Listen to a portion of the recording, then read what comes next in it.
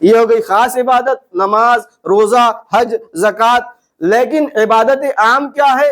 عبادت عام یعنی اپنی زندگی کے ہر لمحے کو حکم پروردگار عالم کے مطابق گزارنا، یہ ہے عبادت عام۔ اب اگر ہماری زندگی کا ہر لمحہ حکم پروردگار عالم کے مطابق گزر رہا ہے تو وہ عبادت کہلائے گا، اور اگر کوئی لمحہ حکم پروردگار عالم کے مطابق نہیں گزر رہا ہے تو وہ عبادت نہیں کہلائے گا۔ تو لہٰذا اس معنی کو سمجھتے ہوئے ہمیں اپنی زندگی کے ہر کاموں کو انجام دینا ہے۔ یعنی اگر ہم تجارت کر رہے ہیں تو ہماری تجارت بھی حکم پروردگار عالم کے مطابق ہونا چاہیے۔ اگر ہم پڑھائی کر رہے ہیں تو ہماری پڑھائی بھی حکم پروردگار عالم کے مطابق ہونا چاہیے۔ اگر ہم بزنس کر رہے ہیں، اگر ہم جاب کر رہے ہیں، سروس کر رہے ہیں، تو ہمارا یہ جاب بھی حکم پروردگار عالم کے مطابق ہونا چاہیے۔ اگر ایک عورت اپنے گھر میں زندگی گزار رہی ہے تو اس کی زندگی بھی حکم پروردگار عالم کے مطابق ہونا چاہیے، تب جا کر وہ عبادت کہلائے گی، وَإِلَّا عبادت نہیں کہلائے گی۔ اب اسی عبادت کو اللہ تعالیٰ نے کس کے ذریعے سے پہنچایا ہے؟ ہمارے نبی کے ذریعے سے۔ اس لیے کہ اللہ تعالیٰ ہماری نظروں کے سامنے آ نہیں سکتا، یہ اس کا نقص نہیں بلکہ کمال ہے۔ اگر ہماری نظروں کے سامنے اللہ تعالیٰ آ جائے تو وہ مجبور ہو جائے گا، اور جو مجبور ہو جائے وہ خدا ہو نہیں سکتا۔ لہٰذا اللہ تعالیٰ نے ہماری ہدایت کے لیے 1,24,000 انبیاء کو بھیجا، جس میں سے جو سردار انبیاء ہے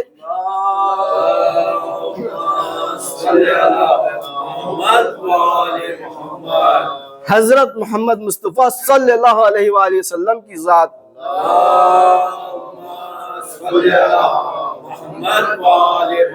ان کو بھیجا۔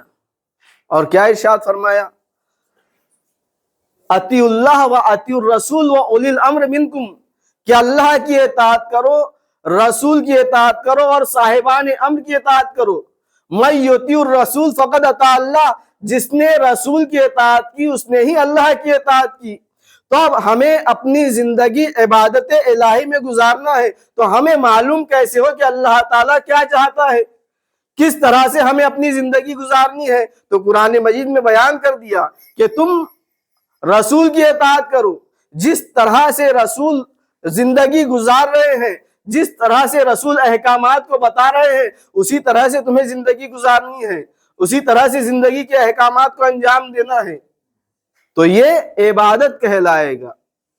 پھر رسول کے بارے میں ارشاد فرمایا کہ جو رسول بتا دے اسے انجام دو، اور جس چیز سے روک دے اس سے رک جاؤ۔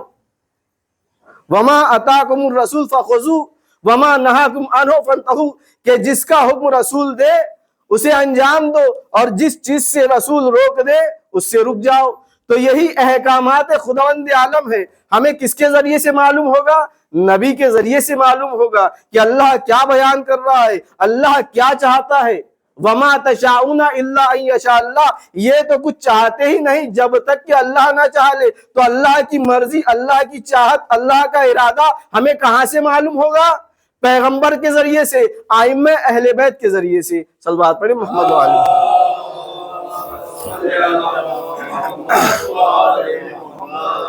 عزیزان گرامی، یہ ماہ مبارک رجب ہے، بڑا ہی مبارک مہینہ ہے، عبادت والا مہینہ ہے۔ اس مہینے میں روزے رکھنے کا بہت زیادہ ثواب ہے، اس مہینے میں عبادت الہی انجام دینے کا بہت زیادہ ثواب ہے، اور اس مہینے کی برکت اور زیادہ بڑھ جاتی ہے کہ اس مہینے میں ہمارے ائمہ طاہرین کی ولادت بھی ہوئی ہے۔ سب سے بڑھ کر مولائے کائنات حضرت علی علیہ السلام کی ولادت کا دن، آج کی شب جو آنے والی شب ہے بڑی ہی مبارک شب ہے، ولادت مولائے کائنات کی شب آنے والی ہے۔ تو ولایت مولائے کائنات بڑی ہی مبارک ہے، ولادت مولائے کائنات بڑی ہی مبارک ہے، اور مولائے کائنات کی فضیلت کو پیغمبر اکرم ان الفاظ میں بیان کرتے ہیں ذکر علی عبادہ کہ علی علیہ السلام کا ذکر عبادت ہے۔ عزیزان گرامی، مقصد حیات انسان کیا ہے؟ عبادت الہی کو انجام دینا۔ اور عبادت الہی کو انجام کس طرح سے دینا ہے، ہمیں کیسے معلوم ہوگا؟ پیغمبر کے ذریعے سے۔ تو پیغمبر ہی کہہ رہے ہیں ذکر علی عبادہ، علی علیہ السلام کا ذکر کرنا عبادت ہے۔ اب سوال یہ ہوتا ہے کہ اللہ تعالیٰ ایک جگہ کہہ رہے وَقَضَىٰ رَبُّكَ أَلَّا تَعْبُدُوا إِلَّا إِيَّاهُ، کہ اللہ کا ارادہ یہ ہے کہ تم صرف اور صرف اسی کی عبادت کرو اور کسی کی عبادت نہ کرو۔ ایک جگہ خالق کائنات یہ کہہ رہا ہے کہ تم صرف اور صرف اللہ کی عبادت کرو اور کسی کی عبادت نہ کرو، اور پیغمبر کیا کہہ رہے ہیں؟ ذکر علی عبادہ، علی علیہ السلام کا ذکر بھی عبادت ہے۔ تو ہم کیا سمجھے؟ اس لیے کہ بعض لوگوں نے اس حدیث سے یہ سمجھا کہ علی علیہ السلام کا ذکر کرنا علی علیہ السلام کی عبادت ہے، یعنی ہم انہیں اپنا معبود سمجھ رہے ہیں، نعوذ باللہ۔ لیکن اسے سمجھنا ہوگا کہ پیغمبر کہہ کیا رہے ہیں؟ ذکر علی عبادہ، علی علیہ السلام کا ذکر عبادت ہے۔ علی علیہ السلام کو ہم نے اپنا معبود نہیں مانا، بلکہ پیغمبر کہہ رہے ہیں کہ جو بھی ذکر علی کرے گا اسے عبادت الہی کا ثواب ملے گا۔ ہم ذکر کریں گے مولائے کائنات کا اور عبادت ہوگی خالق کائنات کی۔ کیوں؟ اس لیے کہ یہ وہ کہہ رہا ہے جو خداوند عالم کی طرف سے آیا ہے، جس کے بارے میں حرف حرف پر پہرا لگا ہوا ہے، وما ینطق عن الہویٰ ان ہوا الا وحی یوحیٰ، کہ ہمارا نبی تو نطق کرتا ہی نہیں جب تک کہ وحی الہی نہ ہو جائے۔ تو عزیزان گرامی، یہ کون کہہ رہا ہے ذکر علی عبادہ، علی علیہ السلام کا ذکر عبادت ہے؟ یہ وہ کہہ رہا ہے جس کے حرف حرف پر پہرا لگا ہوا ہے، یعنی پیغمبر کہہ رہے ہیں ذکر علی عبادہ۔ صلوات پڑھیں محمد وآل محمد۔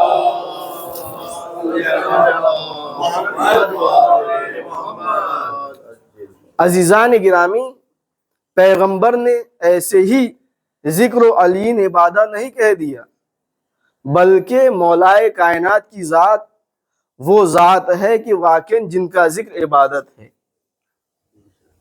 یہ کوئی عام شخصیت نہیں ہے، بلکہ یہ ولی خدا ہے، اللہ کی جانب سے بھیجے ہوئے ہے، اللہ کی جانب سے ہدایت انسان کے لیے آئے ہیں۔ عبادت کا مفہوم واضح کر دوں آپ کے سامنے ایک واقعے کے ذریعے سے، جس میں عظمت مولائے کائنات بھی ہے، کہ اصحاب پیغمبر کے سامنے بیٹھے ہوئے تھے۔ پیغمبر نے اصحاب سے سوال کیا کہ بتاؤ تم میں وہ کون ہے جو پوری رات جاگ کر عبادت الہی انجام دیتا ہے؟ اصحاب پیغمبر میں جناب سلمان بھی موجود تھے۔ جناب سلمان فارسی کھڑے ہوئے کہنے لگے یا رسول اللہ، میں پوری رات جاگ کر عبادت الہی انجام دیتا ہوں۔ مجمع حیرت میں ہے کہ ہم نے تو کئی بار دیکھا ہے کہ یہ سلمان ہے جو اکثر راتوں کو سو جایا کرتے ہیں اور پیغمبر کے جواب دے رہے ہیں کہ میں پوری رات جاگ کر عبادت الہی انجام دیتا ہوں۔ پھر پیغمبر نے دوسرا سوال کیا، تم میں وہ کون ہے جو پورے سال کے روزے رکھتا ہے؟ کوئی کھڑا نہیں ہوا۔ پھر جناب سلمان فارسی کھڑے ہوتے ہیں، کہتے ہیں یا رسول اللہ، میں پورے سال کے روزے رکھتا ہوں۔ اب پھر مجمع حیرت میں اصحاب تعجب کر رہے ہیں کہ یہ تو وہی سلمان ہے جنہیں ہم دن میں کھاتے پیتے دیکھتے رہتے ہیں، اور یہ کہہ رہے ہیں پورے سال روزے سے رہتا ہوں۔ پھر پیغمبر نے سوال کیا، تم میں وہ کون ہے جو ایک دن میں مکمل قرآن ختم کر لیتا ہے؟ پھر جناب سلمان فارسی کھڑے ہوئے کہنے لگے یا رسول اللہ، میں ایک دن میں مکمل قرآن ختم کر لیتا ہوں۔ اب وہ اصحاب کھڑے ہوئے جنہیں اکثر نبوت میں شک ہو جایا کرتا تھا، کہنے لگے یا رسول اللہ، یہ جو جناب سلمان دعویٰ کر رہے ہیں ان کے دعوے تو جھوٹے ہیں، اس لیے کہ یہ جو دعویٰ کر رہے ہیں کہ میں پوری رات جاگ کر عبادت کرتا ہوں، میں نے کئی مرتبہ دیکھا ہے کہ یہ سوئے رہتے ہیں رات میں، اور یہ جو کہہ رہے ہیں میں پورے سال کے روزے رکھتا ہوں، میں نے کئی مرتبہ دیکھا ہے کہ یہ دن میں کھانا کھاتے رہتے ہیں، کھاتے پیتے رہتے ہیں۔ اور یہ جو تیسرا دعویٰ انہوں نے کیا ہے کہ میں ایک دن میں مکمل قرآن تلاوت کر لیتا ہوں، تو میں نے دیکھا ہے کہ کئی مرتبہ خاموش رہتے ہیں، تلاوت کرتے ہوئے نظر نہیں آتے۔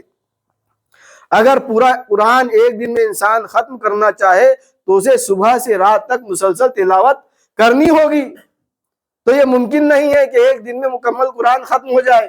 تو یہ کیسے دعویٰ کر رہے ہیں؟ پیغمبر کہتے ہیں ٹھہرو، رک جاؤ، یہ اشکال مت کرو۔ یہ جو جناب سلمان کہہ رہے ہیں نا، ان کی مثال لقمان حکیم سی ہے، ان کی باتوں میں حکمت پوشیدہ ہوتی ہے۔ یہ ایسے ہی کوئی بات نہیں کہتے، ان سے ہی دریافت کیا جائے کہ انہوں نے ایسے دعوے کیوں کیے۔ اب جناب سلمان سے پوچھا جاتا ہے سلمان یہ بتاؤ کہ جو تم نے کہا کہ میں پوری رات جاگ کر عبادت کرتا ہوں، یہ کیسے کہا؟ تو جناب سلمان فارسی جواب دیتے ہیں دیکھیے ہم کس طرح سے بڑی آسانی سے اپنی زندگی کو عبادت الہی میں گزار سکتے ہیں۔ ہمارا ہر لمحہ عبادت الہی میں گزر سکتا ہے، ہمیں لمحہ لمحہ ثواب مل سکتا ہے۔ جیسے جناب سلمان جواب دے رہے ہیں، کیا جواب دیتے ہیں؟ یا رسول اللہ، آپ کی حدیث میں نے سنی ہے کہ جو شخص رات کو باوضو سو جائے وہ ایسے ہی ہے جیسے اس نے پوری رات جاگ کر عبادت میں گزاری ہو۔ یہ آسان طریقہ، یعنی اگر ہم رات کے وقت عبادت الہی میں گزارنا چاہے تو ہمیں چاہیے کہ باوضو ہو کر سو جائے، ہمارا لمحہ لمحہ عبادت الہی میں گزرے گا۔ پھر سوال ہوا ہے سلمان تم نے دوسرا دعویٰ کیا کہ پورے سال روزے رکھتے ہو، کس طرح سے روزے رکھتے ہو؟ تو جناب سلمان جواب دیتے ہیں یا رسول اللہ، قرآن مجید میں اللہ تعالیٰ ارشاد فرماتا ہے کہ جو ایک نیکی کو انجام دیتا ہے اسے ایک نیکی کے عوض 10 نیکی کا ثواب ملتا ہے۔ تو میں ہر مہینے 3 روزے رکھ لیتا ہوں، ایک کے عوض 10 روزے کا ثواب، 3 روزے کے عوض 30 روزے کا ثواب، تو ایک مہینے میں 30 روزوں کا ثواب مل جاتا ہے۔ اور میں تو اس سے کئی زیادہ روزے رکھتا ہوں، اس لیے کہ ماہ رجب کے، ماہ شعبان کے بھی روزے رمضان مہینے سے متصل کر دیتا ہوں، تو اس اعتبار سے میرے روزے تو سال بھر سے بھی زیادہ ہو جاتے ہیں۔ یہ دوسرا طریقہ عبادت الہی انجام دینے کا، یعنی اگر ہم ہر مہینے میں 3 روزے رکھ لیں تو 30 روزے رکھنے کا ثواب قرآن کی آیتوں کے ذریعے سے مل جاتا ہے۔ قرآن کی آیت دلیل ہے کہ جو ایک نیکی کو انجام دے اسے ایک نیکی کے عوض 10 نیکی کا ثواب ملتا ہے۔ اب تیسرا سوال، تیسرا دعویٰ کیا ہے سلمان جو تیسرا دعویٰ تم نے کیا کہ ایک دن میں مکمل قرآن ختم کر لیتے ہو، وہ کس طرح سے؟ تو جناب سلمان فارسی جواب دیتے ہیں یا رسول اللہ، ایک مرتبہ مولائے کائنات سامنے سے آ رہے تھے تو آپ نے انہیں دیکھتے ہوئے ارشاد فرمایا کہ اے علی، تمہاری مثال میری امت میں ایسے ہی ہے جیسے سورہ توحید کی قرآن مجید میں۔ کیا مطلب؟ یعنی اے علی، جس طرح سے قرآن مجید میں سورہ توحید ہے، یعنی جو ایک مرتبہ سورہ توحید کو پڑھے اسے 1/3 قرآن پڑھنے کا ثواب ملتا ہے، جو 2 مرتبہ سورہ توحید پڑھے اسے 2/3 قرآن پڑھنے کا ثواب ملتا ہے، جو 3 مرتبہ سورہ توحید پڑھے اسے 3 مرتبہ مکمل قرآن پڑھنے کا ثواب حاصل ہو جاتا ہے۔ اے علی، تمہاری مثال بھی ایسے ہی ہے، جو تمہارا دل سے اقرار کرتا ہے اس کا 1/3 ایمان کامل ہے، جو دل سے بھی اقرار کرتا ہے، زبان سے بھی اقرار کرتا ہے اس کا 2/3 ایمان کامل ہے، جو تمہارا دل سے بھی اقرار کرتا ہے، زبان سے بھی اقرار کرتا ہے اور اپنے ہاتھوں سے بھی تمہاری نصرت کرتا ہے، اس کا ایمان کامل ہے۔ صلوات پڑھیں محمد والے۔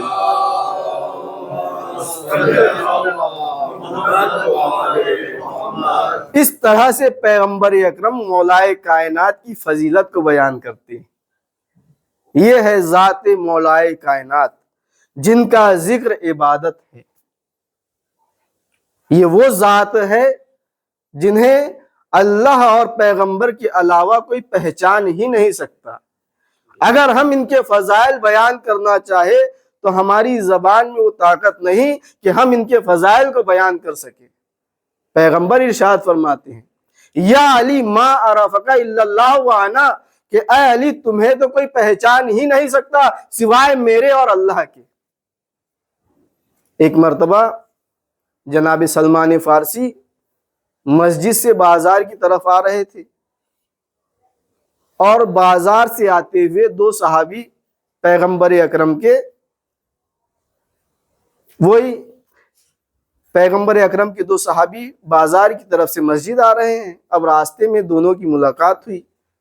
یہ دونوں صحابی سوال کرتے ہیں کہ اے سلمان، مسجد میں اس وقت کون ہے؟ تو جناب سلمان فارسی جواب دیتے ہیں مسجد میں اس وقت اللہ کا رسول ہے اور ایک وہ ہے جسے میں نہیں جانتا۔ اب یہ دونوں مسجد پہنچتے ہیں، کیا دیکھتے ہیں کہ پیغمبر اکرم بھی ہے اور مولا کائنات بھی ہے۔ جب انہوں نے دونوں کو دیکھا تو پیغمبر سے اشکال کرنے لگے، سوال کرنے لگے، یا رسول اللہ آپ تو جناب سلمان کی بہت تعریف کرتے ہیں، ان کی بہت زیادہ تعریف و توصیف کرتے ہیں، انہیں بہت زیادہ مانتے ہیں، لیکن آج تو انہوں نے ہم سے بہت بڑا جھوٹ بول دیا۔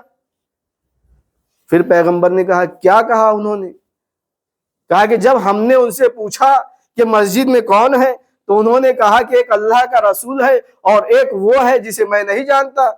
کیا وہ مولا علی کو نہیں جانتا؟ کیا وہ علی کو نہیں جانتے جن کے گھر میں جن کے دیوڑی پر اکثر بیٹھے رہتے ہیں، جن کے بچوں کو کھلایا کرتے ہیں، کیا وہ نہیں جانتے یہ کون ہے؟ اب پیغمبر نے کہا کہ جناب سلمان کو بلایا جائے کہ انہوں نے کیوں کہا ہے۔ اب پھر جناب سلمان سے پوچھا گیا کہ اے سلمان کیا تم نے ان سے جھوٹ کہا؟ کہا کہ یا رسول اللہ نہیں۔ کہا کہ تم نے نہیں کہا کہ تم سے جب پوچھا گیا کہ مسجد میں کون ہے کہ تم نے کہا کہ ایک اللہ کا رسول ہے اور ایک وہ ہے جنہیں میں نہیں جانتا، کیا تم مولا کائنات کو نہیں جانتے؟ تو اب جناب سلمان جواب دیتے ہیں یا رسول اللہ ایک مرتبہ آپ خطبے میں ارشاد فرما رہے تھے مولا کائنات کے بارے میں، یا علی ما عرفک الا اللہ وعنا، کہ اے علی تمہیں کوئی پہچان ہی نہیں سکتا سوائے میرے اور اللہ کے۔ تو جب اللہ کے اور آپ کے کوئی پہچان ہی سے نہیں سکتا تو میں کس طرح سے پہچانوں؟ صلوات پڑھیں محمد والے۔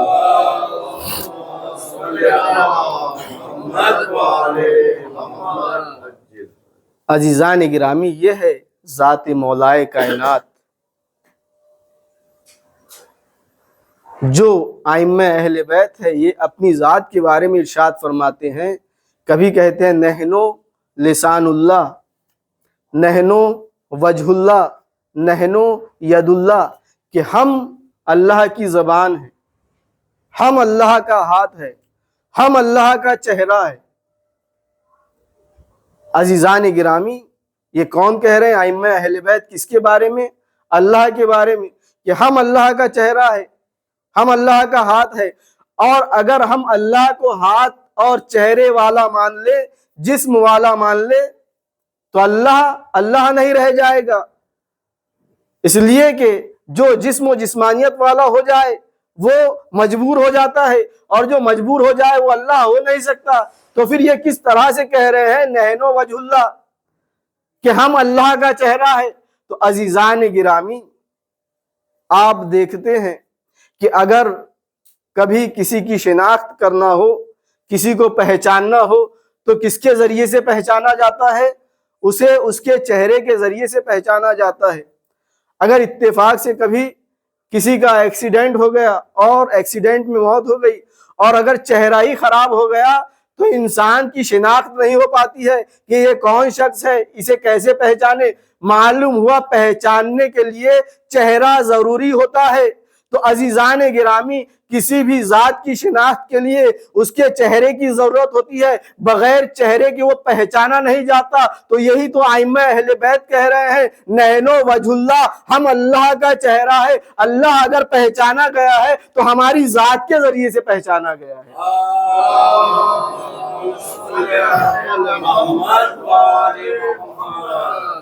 تو اب سمجھ میں آیا ان کا ذکر عبادت کیوں ہے۔ ذکر علیین عبادت یعنی اہل بیت کا ذکر عبادت ہے، ائمہ اہل بیت کا ذکر عبادت ہے، مولا کائنات کا ذکر عبادت ہے۔ کیوں؟ اس لیے کہ یہ وہ ذوات مقدسہ ہے جن کے ذریعے سے اللہ پہچانا گیا ہے۔ اگر ان کا ذکر ہوگا تو کبھی احکامات الہی بیان ہوں گے، کبھی سیرت نبی بیان ہوگی، کبھی زندگی گزارنے کے سلیقے اور طریقے بیان ہوں گے، تو ان کی زندگی پوری کی پوری عبادت میں گزری ہے، لہٰذا جب بھی ان کا ذکر ہوگا عبادت الہی کہلائے گا۔